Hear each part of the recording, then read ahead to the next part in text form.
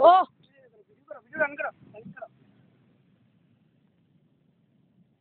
দাঁড়ান দাঁড়ান দাঁড়ান এখন হাত দিন না আগে দাঁড়ান ভিডিও শুরু করো তুমি পাথরটা নিয়ে গেলেন এখান থেকে আপনি পাথরটা নিয়ে এই জায়গাটা যান দিলাম ঠিক আছে এবার মাছ সুন্দর করে ধরেন তুমি দাও একটা কাঁকড়া আছে শালার তাইলে না এই রে হাতটা তো